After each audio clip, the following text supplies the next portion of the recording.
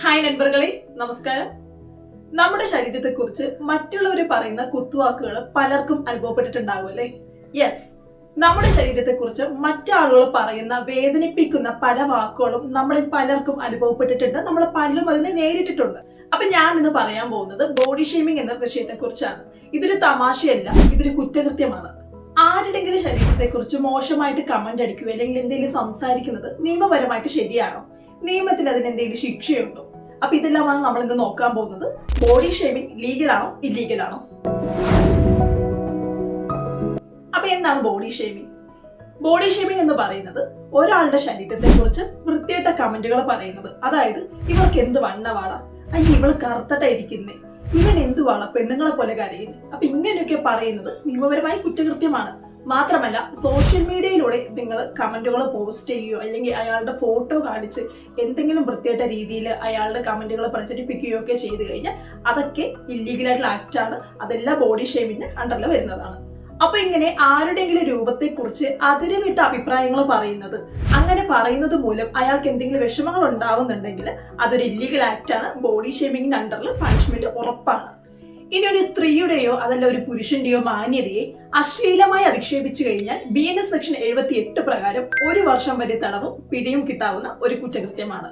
ഇനി സെക്ഷുവൽ നേച്ചറിലുള്ള വാക്കുകൾ, unwanted remarks, കമന്റുകൾ എന്നിവയൊക്കെ പ്രചരിപ്പിച്ചു കഴിഞ്ഞാൽ ഭാരതീയ സംഹിതയിലെ സെക്ഷൻ 73 പ്രകാരം 3 വർഷം വരെ തടവും പിഴയും കിട്ടാവുന്ന ഒരു ഒഫൻസ് ആണ്. മാത്രമല്ല ഒബ്സീൻസ് ആയിട്ടുള്ള കണ്ടന്റുകൾ വാട്സ്ആപ്പ്, ഇൻസ്റ്റാഗ്രാം, ഫേസ്ബുക്ക് വഴി അയച്ചു കഴിഞ്ഞാൽ ഇൻഫർമേഷൻ ടെക്നോളജി ആക്ട് സെക്ഷൻ 67 പ്രകാരം 3 വർഷം വരെ ജയിലിൽ കിടക്കാവുന്ന ഒരു കുറ്റകൃത്യമാണ്. അപ്പൊ ഓൺലൈനായിട്ട് ഇത്തരം കമന്റുകൾ സോഷ്യൽ മീഡിയയിലൊക്കെ പ്രചരിപ്പിച്ചു കഴിഞ്ഞാൽ ഈ IT ആക്ടിന്റെ അണ്ടറിൽ 3 വർഷം വരെ നിങ്ങൾ ജയിലിൽ കഴിയേണ്ടി വരും. മറ്റൊരു പ്രധാനപ്പെട്ട കാര്യം, ബോഡി ഷേമിംഗ് എന്നത് ഫ്രീഡം ഓഫ് സ്പീച്ച് അല്ല. സ്വാതന്ത്ര്യമുണ്ടെങ്കിലും നമ്മൾക്കതിന് അതിരുകളുണ്ട്. നമുക്ക് അവകാശങ്ങളും സ്വാതന്ത്ര്യങ്ങളും ഉണ്ടെങ്കിലും അത് മറ്റു വ്യക്തികളെ അഫക്ട് ചെയ്യുന്ന രീതിയിൽ അല്ലെങ്കിൽ അയാളെ വേദനിപ്പിക്കുന്ന രീതിയിൽ ഒരിക്കലും ആവരുത്. കാരണം വേറൊന്നുമല്ല, അത് മറ്റൊരു വ്യക്തിയുടെ മാനസികാരോഗ്യത്തെയും അയാളുടെ അവകാശങ്ങളെയും ബാധിക്കുന്നുണ്ട്. ഇനി ആരെങ്കിലും നിങ്ങളെ ബോഡി ഷെയിം ചെയ്യുന്നുണ്ടെങ്കിൽ അതുമൂലം നിങ്ങൾക്ക് ഒരു ഗ്രീവിയസ് ഹർട്ട് ഉണ്ടാവുന്നുണ്ടെങ്കിൽ എന്താണ് ചെയ്യാൻ പറ്റുക നമുക്ക് നോക്കാം. അപ്പൊ ഒന്നാമത് പോലീസിൽ നമുക്കൊരു കംപ്ലൈന്റ് ഫയൽ ചെയ്യാൻ പറ്റും. രണ്ടാമത്തെ കാര്യം സൈബർ സെല്ലിലും നമുക്കൊരു കംപ്ലൈന്റ് കൊടുക്കാൻ പറ്റും. മൂന്നാമത് വുമൻസ് കമ്മീഷനിലും ഒരു പരാതി നൽകാവുന്നതാണ്. ഇനി ഫേസ്ബുക്ക്, വാട്സ്ആപ്പ്, ഇൻസ്റ്റാഗ്രാം തുടങ്ങിയ സോഷ്യൽ മീഡിയയിലൂടെയാണ് നിങ്ങളെ ബോഡി ഷെയിം ചെയ്യുന്നത് എന്നുണ്ടെങ്കിൽ അതിന്റെ സ്ക്രീൻഷോട്ടും മാത്രമല്ല ഓഡിയോ എവിഡൻസ് ഉണ്ടെങ്കിൽ അതുകൂടെ സേവ് ചെയ്ത് വെക്കുക.